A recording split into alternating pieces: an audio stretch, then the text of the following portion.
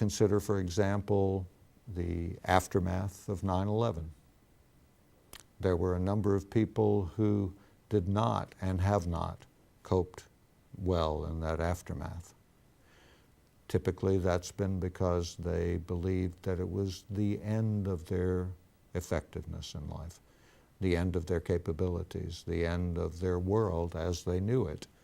Whereas those who believed that this could help make America stronger, help make them safer, and who believed that they could do something effective in the aftermath to bond more closely with their neighbors, to learn how to protect themselves more effectively, to learn how to care for themselves better, are the ones who not only are resilient, but who have handled the aftermath of that trauma most effectively.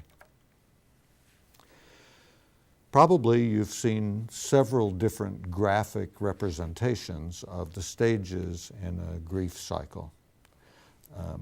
I'm presenting here in one of the PowerPoint slides an adaptation from Elisabeth Kubler-Ross's work on the stages of the grief cycle.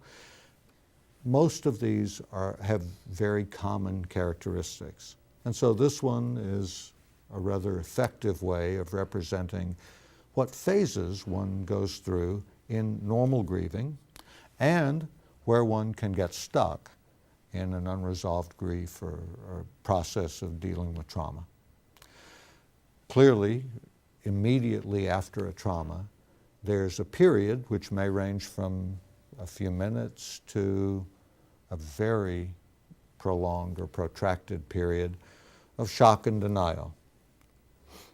That's characterized by confusion and avoidance, fear, numbness, blame. Basically, the person is reacting as if traumatized, and very often reacting as if they don't know what to do next, or attempting to pretend or to convince themselves that the trauma never happened, that the loss is not real, that what they've experienced is not actually the case. That, by the way, is relying on a very early and rather primitive, but at one point developmentally appropriate coping strategy that we in adults call dissociation. Then there's a phase of anger. And by the way, these phases, as the loops in the graphic show you, are not discrete, are not always easily distinguished from one another.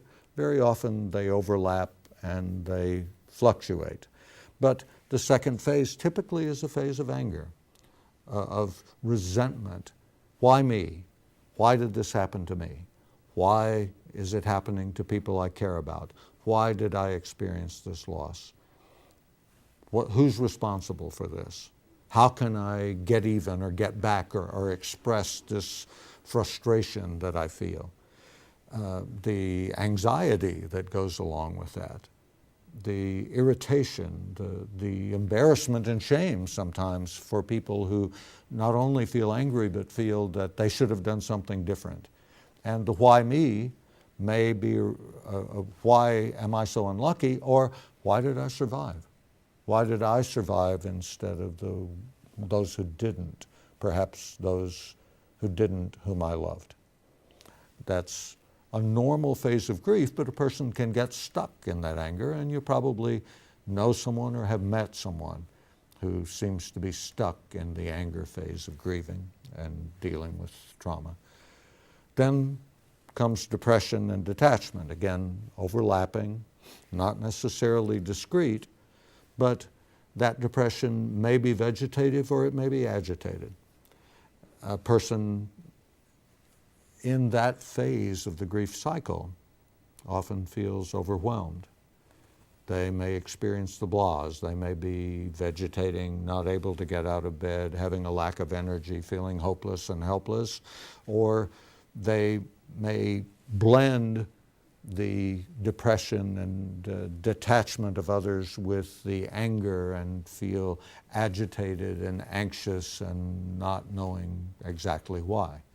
And imagine how that affects people who are in school, trying to concentrate on their work, trying to deal with family and friends, or not deal with family and friends, because detachment and withdrawal are sometimes associated with this phase of the grief process. Then very often there's some kind of dialogue and bargaining, a process that tries to help the person understand and make sense of what happened. That can involve reaching out to others. Sometimes those others may be religious leaders. They may be mentors.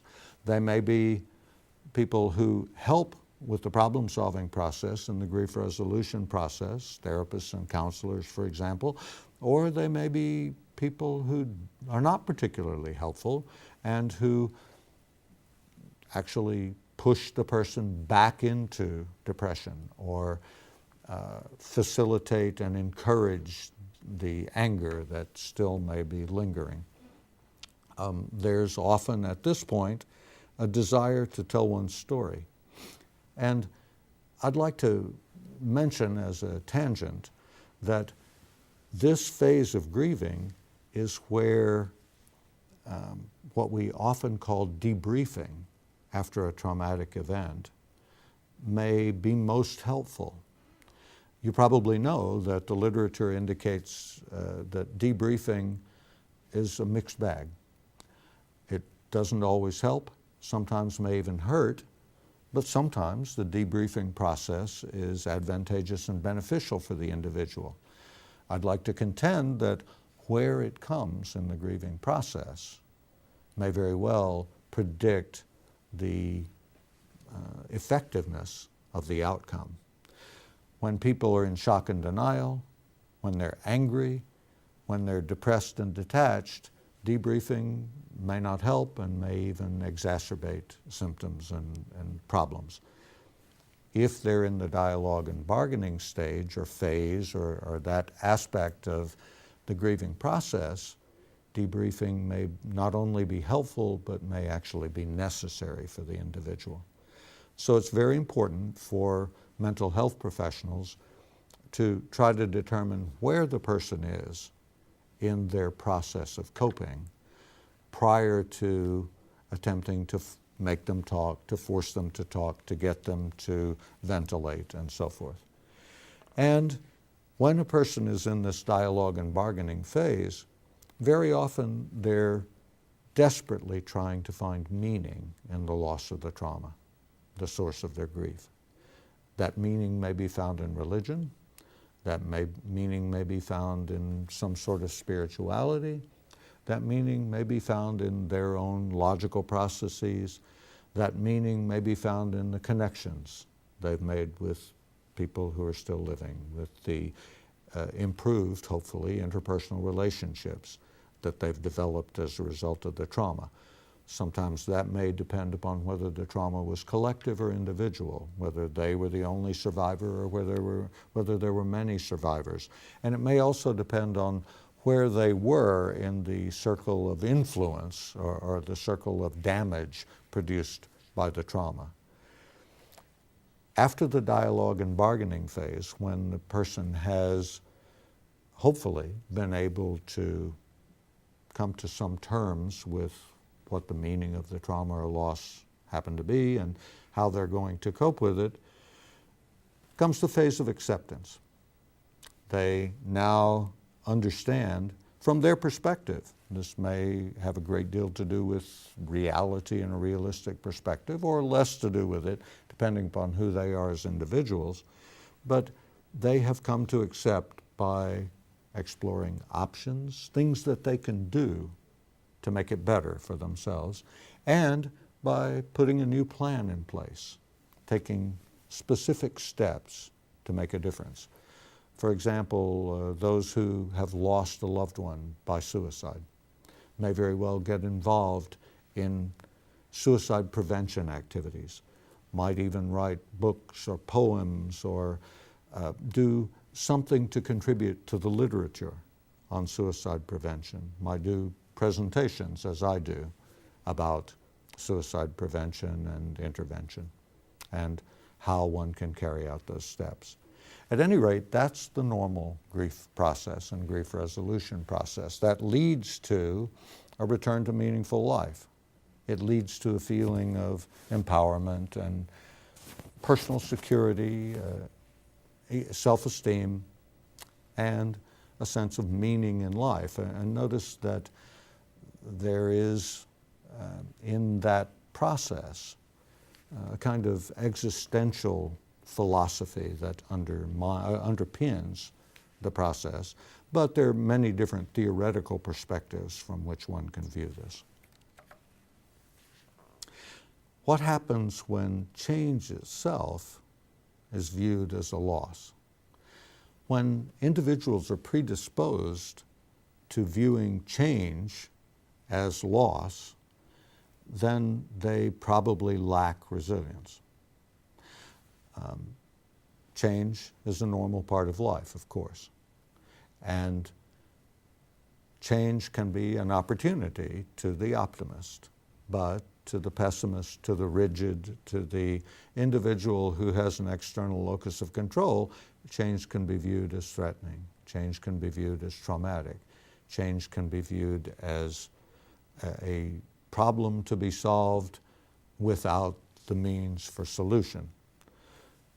You'll notice that the steps in coping with change perceived as a loss tend to be the same. But when a person lacks resilience and is predisposed to viewing change as loss, to change as a traumatic event rather than a normal part of life, they are much more inclined to get stuck in one of these steps in the recovery process, and therefore much less likely to be able to return to a meaningful life, a meaningful and productive existence, and much more likely to need help and support.